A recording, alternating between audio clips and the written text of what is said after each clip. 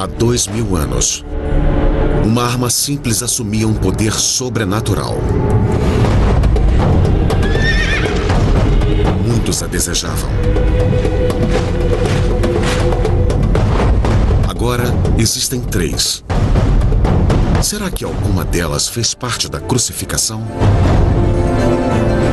Finalmente, a ciência pode fornecer essa resposta.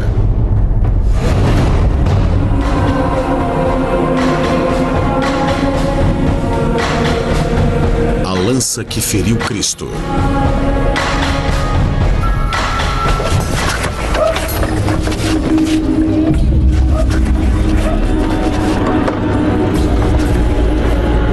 A lenda da lança sagrada começa com a crucificação de Jesus Cristo. A Bíblia nos diz que a morte de Jesus foi misericordiosamente rápida. Para confirmar, um soldado romano perfurou Jesus com uma lança. A perfuração é um momento crucial para a fé cristã. Ela é a prova da morte de Cristo, tornando possível sua ressurreição. A lança se torna uma relíquia cristã pré-eminente. Nos séculos seguintes, ela assume uma reputação legendária.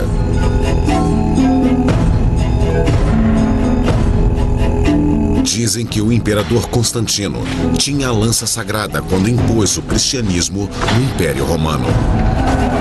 Com a lança ao seu lado, Carlos Magno criou a primeira União Europeia em meio ao caos da Idade Média. Tanto Napoleão quanto Hitler almejavam o poder místico da lança para que pudessem dominar o mundo. Hoje, existem 3 lanças sagradas, que não são consideradas cópias. Uma se encontra na Armênia, outra no Vaticano e a outra em Viena. Uma dessas poderia ser a lança de Cristo?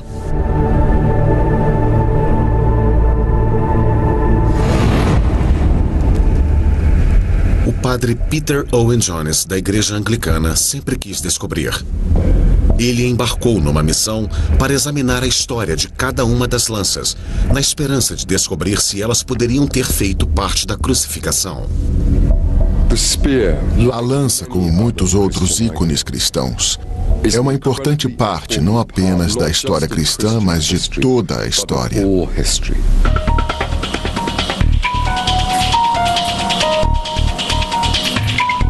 Robert Feder, especialista em metais e artefatos antigos, pretende avaliar cientificamente cada lança para determinar sua idade e origem.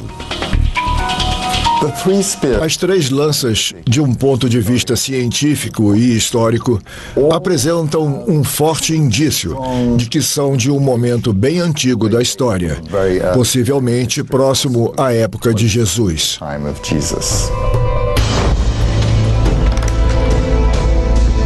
A primeira coisa que ouvimos sobre a lança sagrada depois da crucificação é que ela aparece na Armênia. Os armênios ainda afirmam possuir a lança sagrada. Portanto, este é o lugar onde Peter começa sua busca. Esta é a Catedral de Etchmiadzin, o coração e a alma da Igreja Apostólica Armênia. E é onde eles guardam a lança sagrada. Como ela veio parar aqui é uma ótima história. Segundo a Igreja Armênia, um dos 12 discípulos de Jesus levou a lança para lá. O apóstolo Tadeu chegou aqui alguns anos depois da crucificação. Ele trouxe a lança sagrada e os sacerdotes pagãos se sentiram bastante ameaçados com sua presença. E por isso ele foi decapitado. Antes de ser morto, Tadeu converteu alguns poucos pagãos ao cristianismo. Eles ficaram com a lança a escondendo numa caverna secreta que depois se tornou o mosteiro de Gerhard. Gerhard significa lança em armênio. A lança permaneceu escondida por mais de 200 anos, até que um habitante local chamado Gregory desafiou os padres pagãos, pregando o evangelho na Armênia. Mas os pagãos eram poderosos. Gregory foi preso.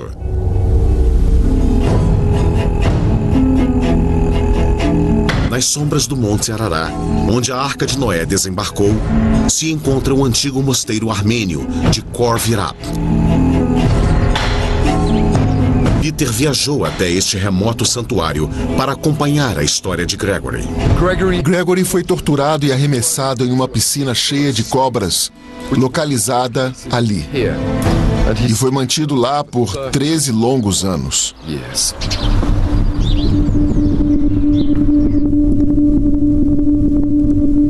Milagrosamente, Gregory sobreviveu 13 anos naquela piscina de cobras. Conta a lenda que por fim ele recuperou a lança sagrada. Com a lança em suas mãos, ele derrotou os deuses pagãos. Converteu o rei e toda a sua corte ao cristianismo. E no ano 301 d.C., a Armênia se tornou o primeiro estado cristão. A lança foi então alojada no coração da igreja mãe da Armênia, a Catedral de Etmiadzin.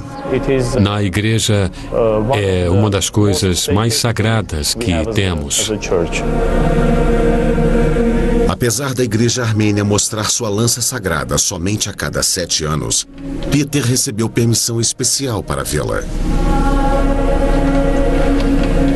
Será que esta lança perfurou Jesus Cristo há 2000 anos?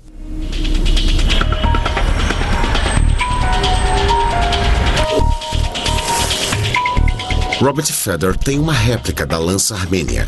Ele a mostra a Mark Hassel, especialista em armas romanas. Esta não é a lança que perfurou Jesus. Por que não? Porque ela não é uma lança romana. O topo é totalmente diferente. Completamente diferente. Totalmente diferente. A igreja armênia concorda que esta lança não é uma arma romana, mas foi usada por soldados judeus na época com um desenho de cruz.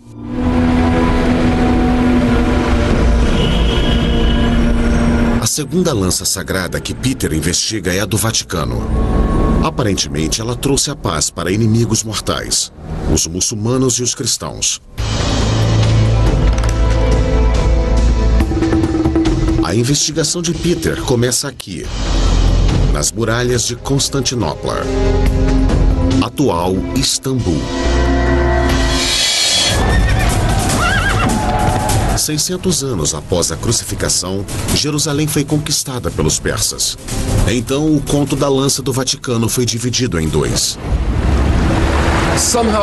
De alguma forma, a ponta desta lança foi quebrada nessa época. Não sabemos como, mas ela veio parar aqui, em Constantinopla, capital do Império Romano do Oriente, onde foi colocada num crucifixo incrustado de pedras preciosas.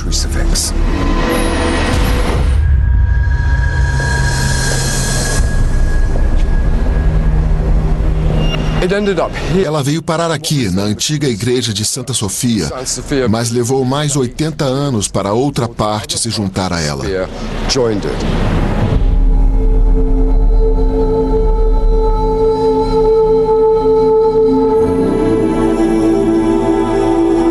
Ambas as partes da lança continuaram em Constantinopla por mais 600 anos.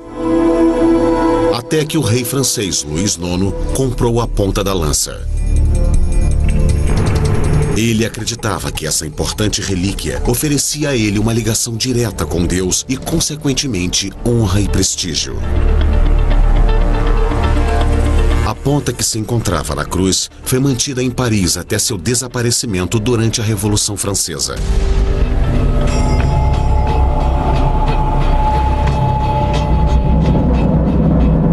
O resto da lança continuou em Constantinopla, que foi conquistada pelos muçulmanos no século XV. O mundo ocidental era dividido nesses 2 enormes blocos, cristianismo e islamismo. A lança de Cristo também foi dividida em 2 partes. A ponta ficou em Paris e a maior parte dela na Constantinopla Islâmica. Em 1492, o sultão deu o resto da lança ao Papa e, em troca, pediu que ele mantivesse seu irmão preso na Itália, já que ele estava reivindicando seu trono.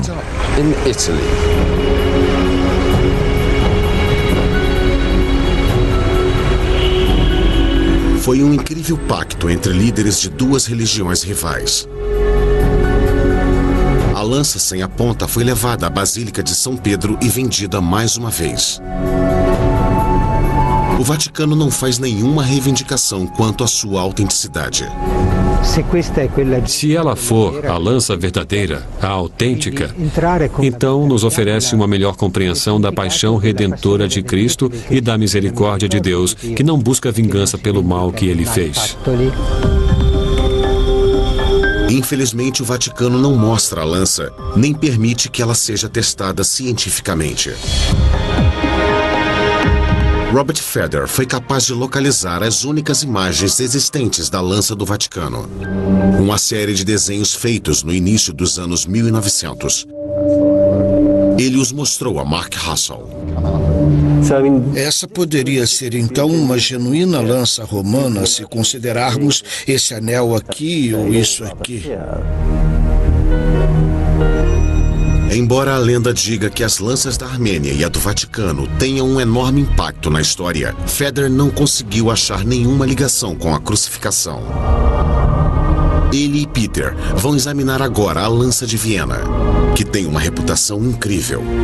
E com uma análise cuidadosa, ela revela um segredo surpreendente. No interior do Museu de História da Arte de Viena está um tesouro. Este é o lar da lança de Viena, que faz parte de uma coleção de algumas das mais fabulosas joias e relíquias da Europa. O museu é a próxima parada de Peter. Ele quer examinar a estranha jornada dessa relíquia extraordinária. A história da lança de Viena é uma história de poder, glória e ganância. Sua reputação é extraordinária. Mesmo que as lendas em torno dela sejam parcialmente verdadeiras, ela ajudou a moldar o destino da humanidade.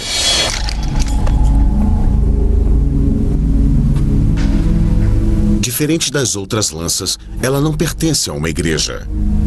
O museu concede a Robert Feder a oportunidade única de testar essa relíquia de valor inestimável.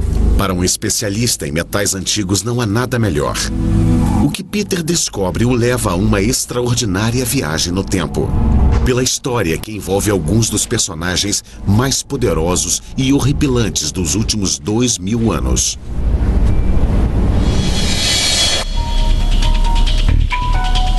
Robert Feder começou a investigação da lança de Viena há alguns anos atrás. Me ofereceram acesso especial à lança para um teste cuidadoso. E o que descobri foi extraordinário. Enquanto esperávamos a lança chegar do museu, eu ficava cada vez mais animado. Era uma oportunidade única de examinar uma relíquia de enorme importância histórica.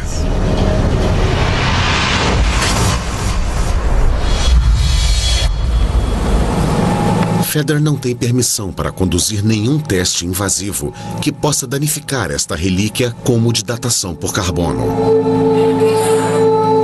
Mas há uma série de testes que ele pode fazer para descobrir os segredos da lança.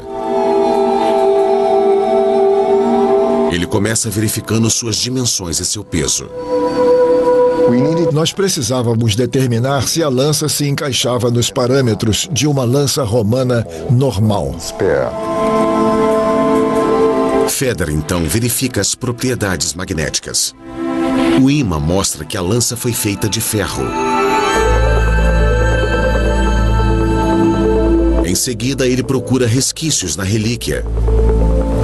O menor vestígio de material biológico pode ser usado para determinar qualquer resto humano.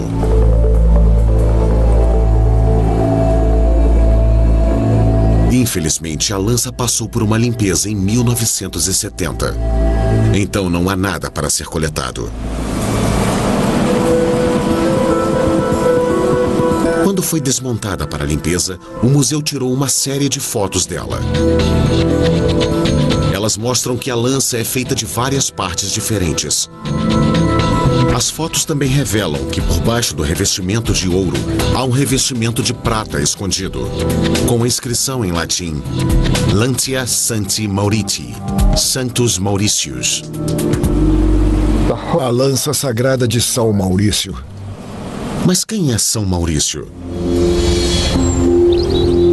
Em um bosque à beira do lago, Peter descobre a lenda de São Maurício. Ela conta que após a crucificação, a lança sagrada foi passada pelos cristãos antigos até chegar ao Egito. Lá ela foi parar nas mãos de um centurião romano chamado Mauricius, ou Maurício.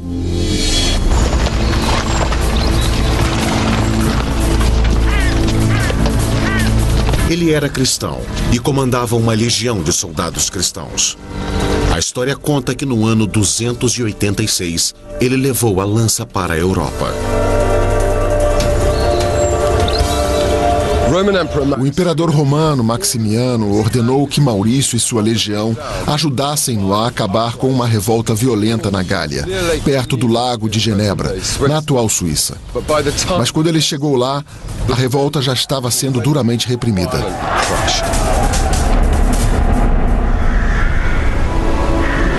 Maurício ficou horrorizado ao descobrir que os homens massacrados eram cristãos.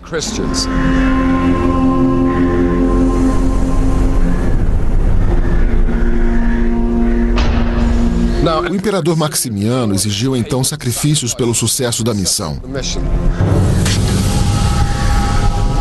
E foi neste momento que Maurício e seus homens respeitosamente se recusaram a participar.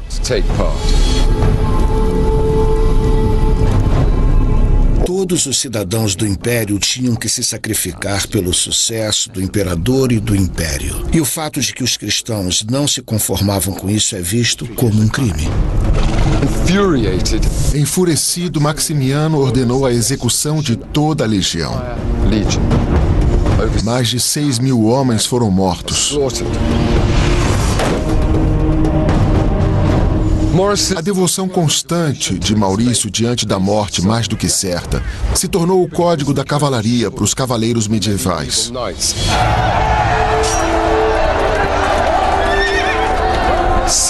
São Maurício é o santo padroeiro dos cavaleiros, soldados e exércitos.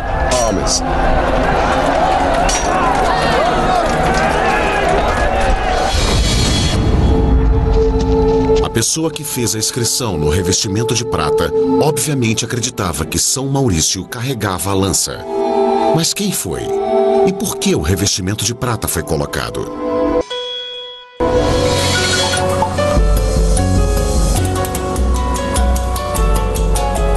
Analisando as fotos, Robert Feder descobriu que, em algum momento, a parte superior da lança foi quebrada em duas.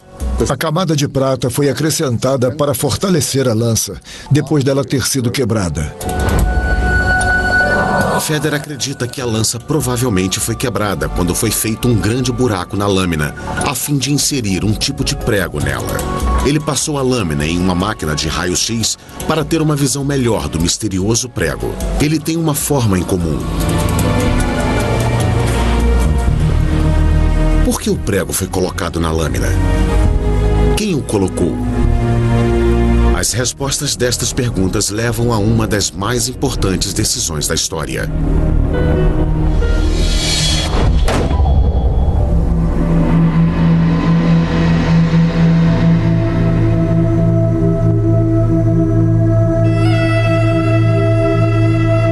Seguindo a lenda da lança de Viena, Peter Owen Jones agora a encontra no centro de um dos maiores momentos de virada da história.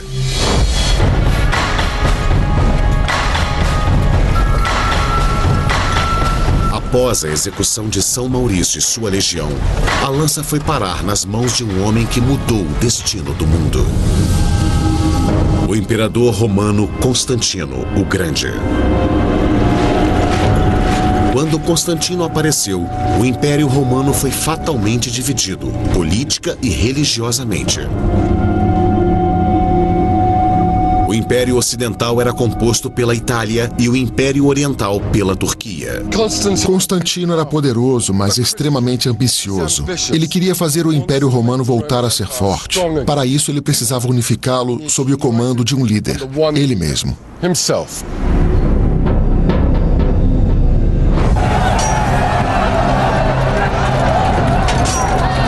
Diz a lenda que, um pouco antes da batalha decisiva que deu a Constantino o controle do Império, ele teve uma visão. Uma cruz em chamas aparecia acima do sol com as palavras: "Com este sinal ireis conquistar". Constantino ficou tão comovido com o que viu que pintou as primeiras letras do nome de Cristo em seu escudo e nos dos seus soldados. A lenda também diz que ele carregava a lança sagrada com ele na batalha. Constantino venceu a batalha e adotou o cristianismo. Ele não acreditava que, como um imperador cristão, poderia executar qualquer pessoa. Por isso, ele adiou seu batismo por causa da antiga crença de que o batismo limpa todos os seus pecados anteriores. Mas não os que estão por vir.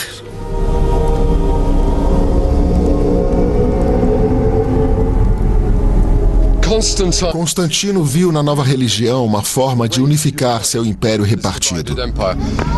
E então tomou a decisão que mudou o destino da humanidade. O cristianismo se tornou a religião do Império Romano.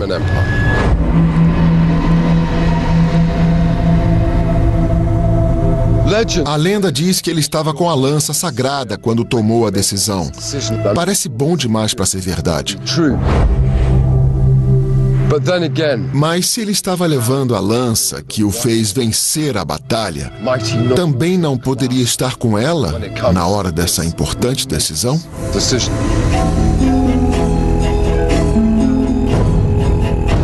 Quando Constantino virou imperador, ele criou uma nova capital para seu império cristão, Constantinopla. Sua mãe, Helena, que se converteu ao cristianismo bem antes de Constantino, foi para a Terra Santa em busca de relíquias cristãs. Ela voltou com uma magnífica recompensa, incluindo o que ela acreditava ser resquícios da Santa Cruz e pregos da crucificação. Ela colocou os pregos na armadura do filho para protegê-lo. Talvez também tenha colocado um prego na lança sagrada. Robert Feder tirou fotos microscópicas da lança. Ampliados, os pregos parecem ainda mais intrigantes. Agora podemos ver que não é um prego, é um pino. E tem 3 partes em relevo marcadas com cruzes amarelas. O que elas significam? Por que elas estão lá? Quem as colocou? Em busca de pistas, Feder volta sua atenção ao resto das outras partes da lança. A partir dos raios-x e das fotografias antigas, ele faz um modelo virtual para ver como as partes se encaixam. Ele revela ainda outro mistério. Na base da lança, há 2 lâminas em forma de asa, que parecem ter sido acrescentadas mais tarde. Elas certamente não parecem romanas. Feder mostra Mark Hassel os raios-x da lança de Viena. Você pode ver neste raio-x que a base inferior é completamente separada da parte central. Certo. Então, removendo esta parte, voltamos ao básico. Este é o artefato original e parece uma lança romana. Mas essa cruz é o tipo de coisa que não esperamos de uma lança romana, mas sim de lanças pós-romanas da Idade das Trevas. Provavelmente as lâminas em forma de asa são de uma adaga do século 7 ou 8. Parece que várias partes da lança foram acrescentadas na era medieval. Talvez a lança inteira tenha sido feita nessa época.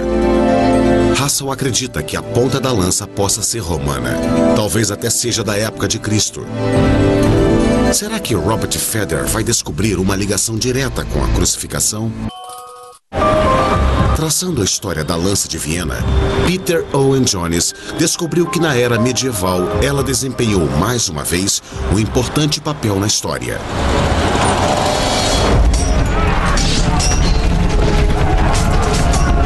O Império Romano entra em colapso no ano 476, sendo derrubado por tribos germânicas. É o início da Idade Média. A ordem do Império foi substituída por caos e violência.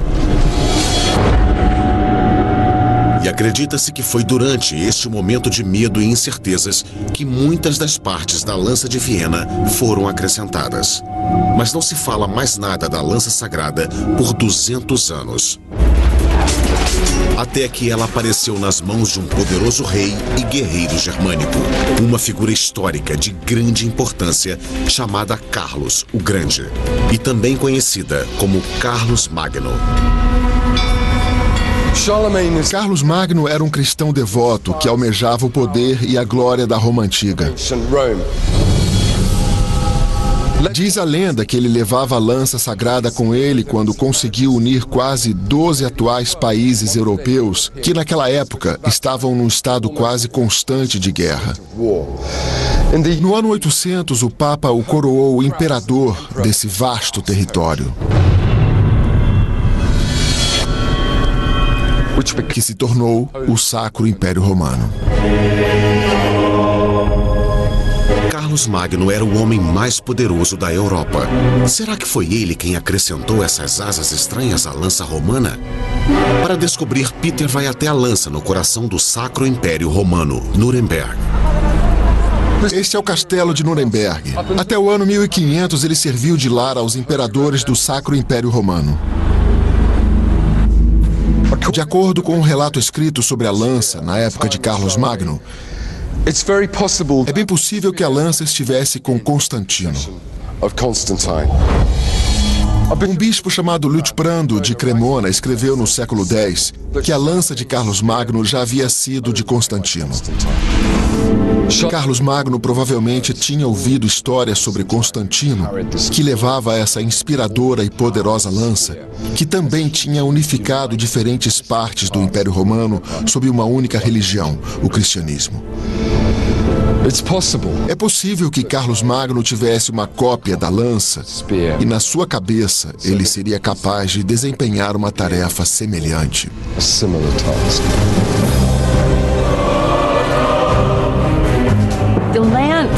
A lança funcionou tanto como um sinal do apoio de Deus ou de Cristo a esse soberano e como um sinal de que essa relíquia que tocou o corpo de Cristo deveria estar com ele, quanto como um exemplo do direito divino de governar e conquistar. Talvez seja por isso que a inscrição tenha sido acrescentada ao revestimento de prata. Isso reforça a afirmação de que esta seja a lança sagrada. Robert Feder examina o revestimento de prata para descobrir quem o colocou. Clavus Dominicus Henricus Dei Gratia Tertius, Romano Imperator Augustus. Henrique, pela graça de Deus, III, imperador romano, ordenou que esta faixa de prata fosse feita a fim de reforçar o prego do Senhor e a lança de São Maurício. Henrique III é um descendente de Carlos Magno. Ele foi coroado imperador do Sacro Império Romano em 1046. Isso ajuda Feder a descobrir de quando é o revestimento. A camada de prata remonta ao século XI. Enquanto Feder começa a acreditar que a lança de Viena pode ter alguma ligação com a crucificação, outra lenda medieval conta que a lança teve um grande impacto bem longe da Europa. Ano 1097, época da Primeira Cruzada. Cerca de 70 mil homens e mulheres de toda a Europa responderam ao chamado para libertar a Terra Santa da ocupação muçulmana. A caminho de Jerusalém, eles cercam a cidade de Antioquia. Antioquia se situa no Vale Fértil do rio Orontes. É uma cidade cercada por enormes muralhas no topo das colinas que as circundam. A cidade aguentou por 8 longos meses, mas finalmente se rendeu e foi tomada pelas cruzadas.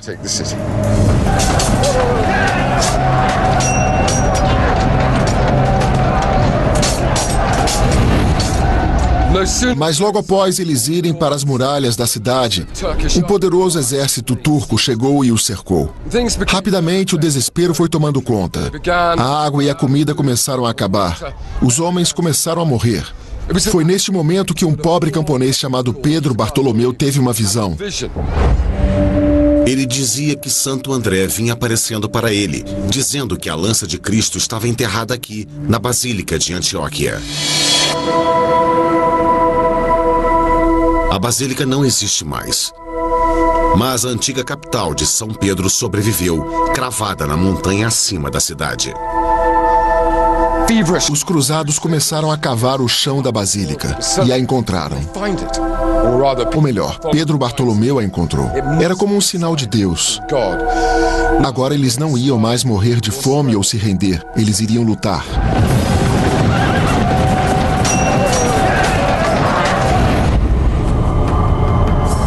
Os cruzados dirigiam-se para fora da cidade sitiada e, indo contra todas as probabilidades, milagrosamente derrotaram um exército turco muito maior.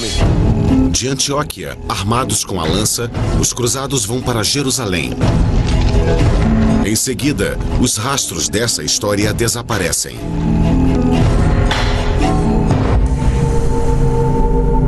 A próxima pista sobre o paradeiro da lança de Viena se encontra na camada de ouro que foi colocada sobre a de prata. Ela também tem uma inscrição em latim: Lantia et clavus Domini. Lança e prego do Senhor. Quem a fez e por quê? No castelo de Nuremberg, Peter descobre que o próximo dono da lança sagrada foi um poderoso governante do século XIV. Em meados dos anos 1300, Carlos IV era o rei da Alemanha. Ele pretendia ser imperador do Sacro Império Romano, mas ele precisava de outras relíquias que dessem a ele poder e credibilidade. Ele se apoderou da lança sagrada. Para abrigar suas relíquias, Carlos construiu uma fortaleza imbatível fora de Praga, na República Tcheca. Ela era chamada de Castelo de Karlstein. Dentro dela, ele construiu uma capela decorada com obras de arte de valor inestimável e pedras preciosas. A lança de Cristo e outras relíquias eram mantidas em uma câmara secreta, atrás do altar. Ele acreditava que ela dava a ele uma ligação direta com todos os santos no céu, que no dia do julgamento retornariam à terra e reivindicariam suas relíquias. Eles também veriam com bons olhos aqueles que tomaram conta delas.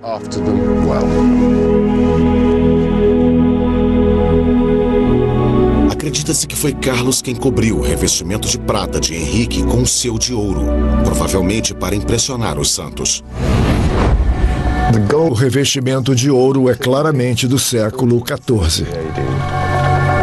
Ambas as partes mencionam um prego do Senhor. Esse prego poderia ter feito parte da crucificação?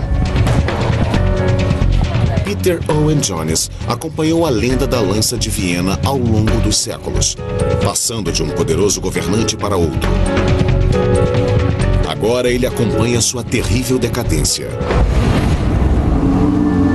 Início dos anos 1400. Um descendente de Carlos IV, precisando de dinheiro, vende a lança sagrada para o conselho da cidade de Nuremberg. Agora, a poderosa relíquia se torna a principal atração em um dos comércios mais lucrativos da Idade Média, o das relíquias. Uma das principais utilidades das relíquias no século XV era atrair ofertas de dinheiro. No centro da cidade, uma capela temporária especialmente construída era preparada. A nobreza e o clero se reuniram para fazer parte da exposição das relíquias. Tinha um dente que pertenceu a João Batista, uma lasca de madeira da manjedoura, um osso do braço de Santana e, finalmente, a lança sagrada.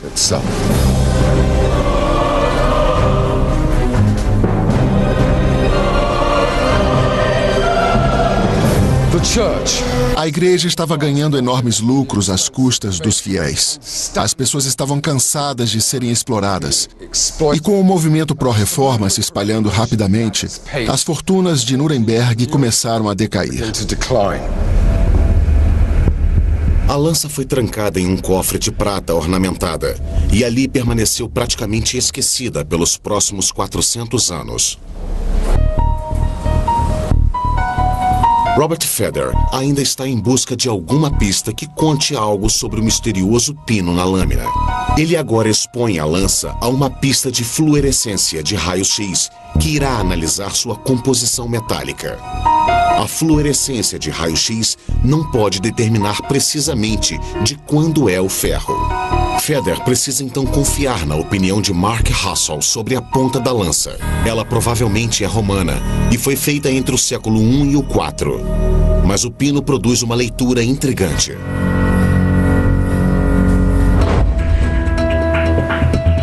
Peter agora acompanha a lança sagrada na turbulência do final do século XVIII, quando outro conquistador ansiava por seu poder e glória. O ano era 1796 e Napoleão estava espalhando desordem pela Europa. Ele cercou Nuremberg. E os membros do conselho da cidade tinham medo de que ele se tornasse invencível, se apoderando da lança sagrada. A lança carregava a promessa obscura de que quem estivesse com ela em suas mãos dominaria o mundo. Se você acreditasse, e mais importante ainda, se você fizesse outras pessoas acreditarem, ela proporcionaria a você um imenso poder. Os membros do Conselho de Nuremberg decidiram escondê-la em Viena. Os vienenses prometeram devolvê-la assim que a paz fosse restaurada. 10 anos depois, Napoleão conquistou boa parte da Europa, incluindo a Alemanha. E ao fazer isso, ele pôs fim a um regime de 1000 anos do Sacro Império Romano. Durante o caos e a confusão que se seguia, a lança permaneceu em Viena.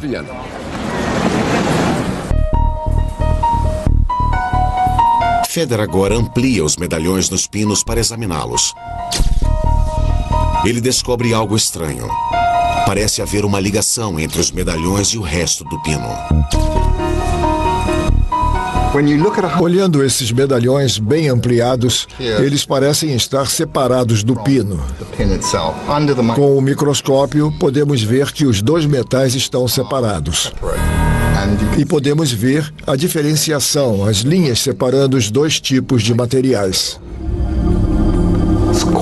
Fica bastante evidente com a fluorescência de raio-x e as chapas de raio-x que fizemos que a parte em relevo, os medalhões, estão separados do pino. Eles foram acrescentados em algum momento. É difícil dizer quando.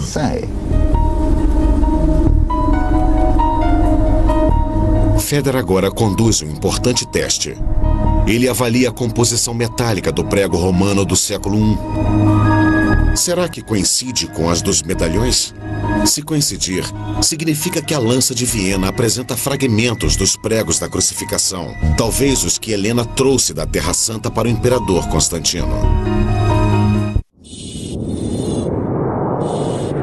Para entrar em 2012, você pode organizar uma festa fantasia ou se preparar para o fim do mundo. O sistema de escrita e a organização dos maias. A jornada de Peter agora o traz ao capítulo mais obscuro e recente da história da lança sagrada. Por mais de 100 anos, a lança continuou em Viena.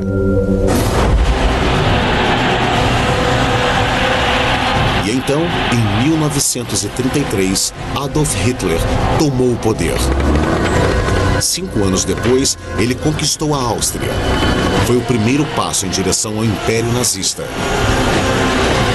O Terceiro Reich.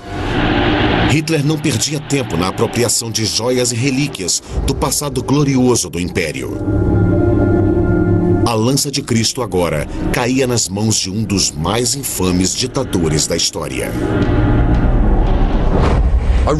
Ironicamente, Nuremberg era o lar espiritual dos nazistas.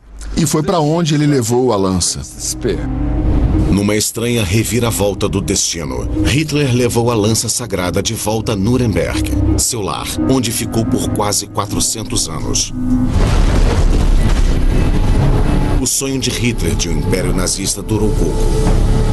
No final de abril de 1945, o exército russo conquistou Berlim. Com a Alemanha derrotada, os americanos começaram a tentar recuperar todas as obras de arte valiosas e relíquias saqueadas pelos nazistas em toda a Europa. Eles encontraram a lança sagrada aqui. Eles a levaram de volta ao Museu de História da Arte de Viena, onde ela continua até hoje. Os resultados do teste com fluorescência de raio-x que Feder conduziu no prego do século I são intrigantes. O prego também tem cobalto, assim como os medalhões. Isso poderia significar que os medalhões que parecem ter sido martelados no pino vieram de um prego romano do século I?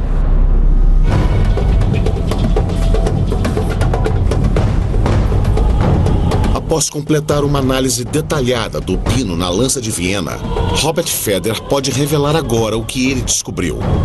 Um surpreendente segredo escondido por séculos dos nossos olhos. Será que Feder finalmente encontrou evidências que conectem esta lança à crucificação? É extraordinário. Tem algo aqui que é incrível. Podemos ver a imagem de um peixe no medalhão. É bem nítida. Não é um rabisco.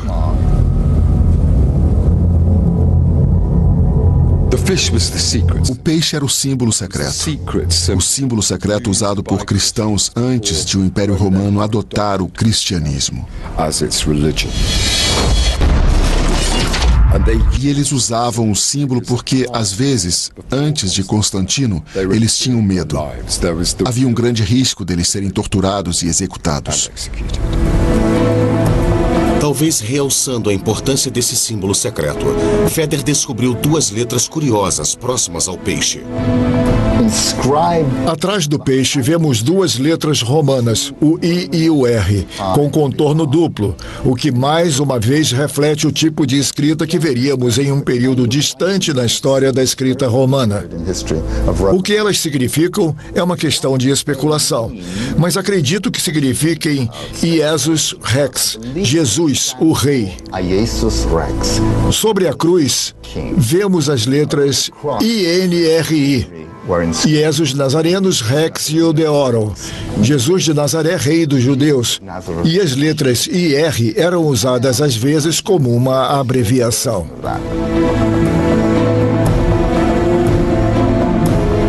O peixe e as letras só podem ser vistos com um microscópio. Será que era possível inscrever algo tão pequeno nos primeiros anos do cristianismo? O Museu Petrie, em Londres, abriga uma das mais importantes coleções de artefatos egípcios. Entre eles está uma incrível pintura em miniatura. É da deusa Nepke, que se tornou protetora do faraó. Até mesmo com uma lente de aumento é difícil ver. Essa é uma lente do período romano. Ela ficou opaca, mas claramente foi usada como uma lente de aumento há mais de 2000 anos. Então a tecnologia já existia para ver e gravar nesse nível microscópico.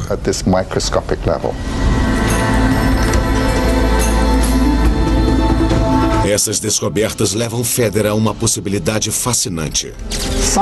Alguém teve o trabalho de embutir essas cruzes em cada uma delas, obviamente para marcá-las com algum valor significativo. Ser um fragmento de um prego usado na crucificação de Jesus é uma possibilidade remota, mas uma que não podemos descartar. Com essa descoberta, a investigação de Feder sobre a lança de Viena pode nos deixar mais perto do que nunca da crucificação, uma conquista de grande significado para os cristãos. O verdadeiro valor desse objeto para a gente é um teste de fé. Ele nos permite chegar à mentalidade do que a crença significava. Ele nos permite ver como o sistema de crenças era poderoso.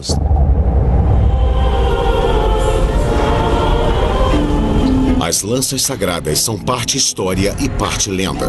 Mas, para os cristãos de todo o mundo, elas são uma parte poderosa da fé de cada um deles. E por isso, seu valor é inestimável.